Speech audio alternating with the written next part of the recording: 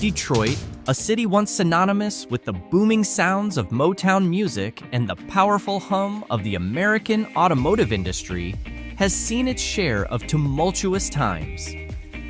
Over the past few decades, it has weathered numerous storms, from economic decline and urban decay to population loss. Yet, these challenges only scratch the surface of the deeper issues that have plagued the city, such as racial tensions and the complexities of gentrification.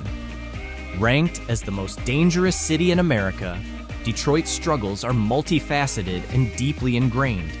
But what makes this city so intriguing is not just its dark side, but also the relentless spirit of its people, fighting to reclaim their home from the depths of despair. The economic downturn. At the heart of Detroit's struggles is its fight against economic decline. Once hailed as the automotive capital of the world, Detroit was the epicenter of the United States motor vehicle industry. Iconic companies like Ford, General Motors, and Chrysler established their headquarters here, driving the city's economy and solidifying its status as a symbol of American industrial might. However, the latter part of the 20th century and the early years of the 21st century brought a series of setbacks that would cripple this once thriving industry. The global competition intensified, the demand shifted towards more fuel-efficient vehicles, and managerial missteps led to a dramatic decrease in production. This decline didn't just affect the companies, but rippled through the entire city, leading to factory closures and mass layoffs. The collapse of the automotive industry, which had been the backbone of Detroit's economy, resulted in severe consequences. The city's debt soared, eventually reaching a staggering $19 billion. Unemployment rates skyrocketed to around 14%, prompting nearly a third of the city's population to leave in search of better opportunities. These figures starkly illustrate the deep economic hardships and the unstable job market that came to define Detroit during this period. The exodus of residents and the closure of businesses led to a shrinking tax base, which only worsened the city's financial woes. With declining revenue, Detroit struggled to maintain essential public services such as infrastructure, education, healthcare, and emergency response systems. The deterioration of these services further eroded the quality of life in the city, creating a cycle of instability and decline. In 2013, Detroit's situation reached a critical point when it filed for bankruptcy, marking the largest municipal bankruptcy in U.S. history. This was a low point, but it also became a turning point for the city. Since then, Detroit has been on a slow but steady path to recovery. The city now boasts a balanced budget, rising incomes, and a reserve fund of millions of dollars set aside by the local government to cushion against future crises. Abandoned settlements. Detroit's financial collapse triggered a mass exodus, leaving behind a city filled with empty, decaying homes and lifeless streets. As residents fled in search of better prospects, they left behind thousands of abandoned properties, transforming once vibrant neighborhoods into ghostly relics of the past. These abandoned homes, many in severe disrepair, have become a stark symbol of the city's struggles. In some cases, these properties can be purchased for a fraction of their original value, sometimes for just a few $1,000s. However, the low prices often reflect the extensive damage these homes have endured, requiring significant investment to make them livable again. The problem extends beyond residential areas. Detroit is also dotted with empty, crumbling commercial buildings and skyscrapers that have been vacant for decades. These towering structures, once symbols of economic prosperity, now stand as reminders of the city's decline. The sheer number of abandoned buildings highlights the challenges faced by Detroit's government in managing urban decay and revitalizing these neglected spaces. Moreover, Detroit's infrastructure woes are not limited to abandoned buildings. the city's water system has been plagued by a staggering $200 million deficit, and the aging infrastructure has struggled to meet the demands of its residents. As a result, water rates have soared, leading to widespread water shutoffs for nearly 100,000 residents who were unable to pay their bills.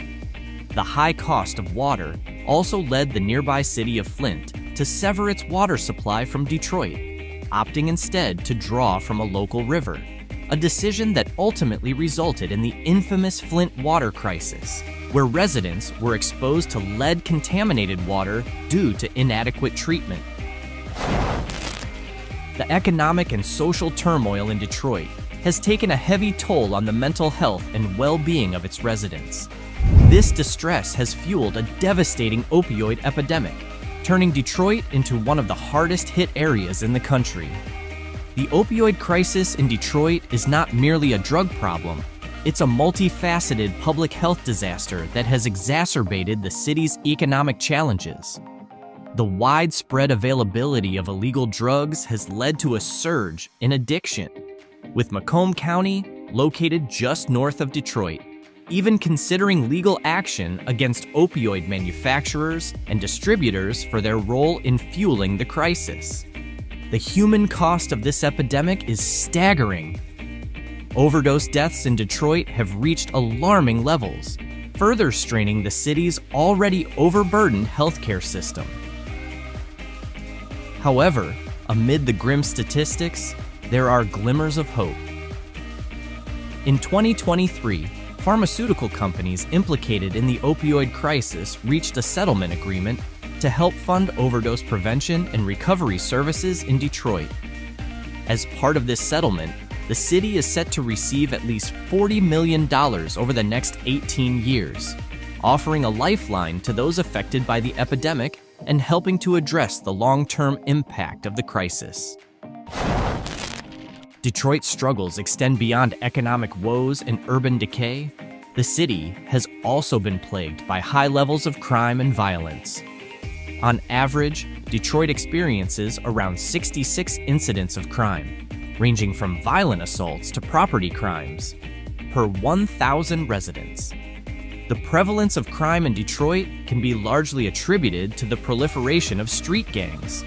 These gangs, such as the Playboy Gangster Crips, Vice Lords, and Gangster Disciples, have found fertile ground in Detroit's troubled environment. Widespread drug trafficking and the social challenges faced by many of its residents have only served to exacerbate the situation, turning parts of the city into dangerous territories marked by gang activity. Compounding the issue is the strained relationship between the community and the police. According to surveys, 60% of Detroit's residents believe that the police have unfairly targeted Black and Latino communities, particularly in cases of fatal shootings. This mistrust has fueled calls for police reform, with demands for nonviolent policing methods and the empowerment of civilian oversight boards to investigate and hold officers accountable for misconduct. The challenges facing Detroit are not limited to the streets. They extend into the classrooms as well. In 2016, a lawsuit was filed on behalf of 7 Detroit students by a California-based pro bono law firm, sparking a significant discussion on the state of education in the city. The lawsuit alleged that the state of Michigan and the governor had failed to provide students with their constitutional right to literacy, reflecting the dire conditions in many of Detroit's schools. This lawsuit highlighted the severe deficiencies in the city's education system.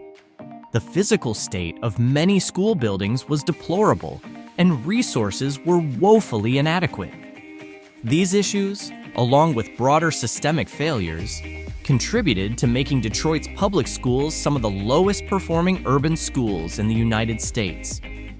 The lawsuit also underscored a broader crisis within the educational landscape of Detroit, which many believe fails to meet the needs of students, parents, and teachers alike.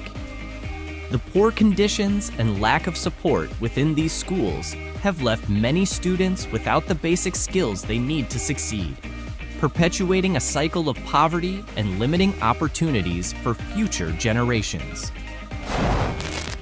As Detroit struggles with its myriad challenges, efforts to revitalize the city have led to significant demographic shifts, particularly through gentrification.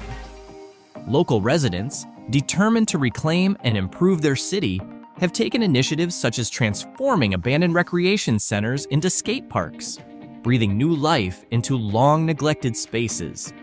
However, gentrification in Detroit has been a double-edged sword. In areas like Midtown, large-scale development projects have transformed once overlooked neighborhoods into prime real estate, attracting more affluent residents. This influx has driven up housing prices, displacing longtime residents who can no longer afford to live in their neighborhoods. As these areas become more desirable, the rising cost of living threatens to push out the very people who have fought to revitalize them.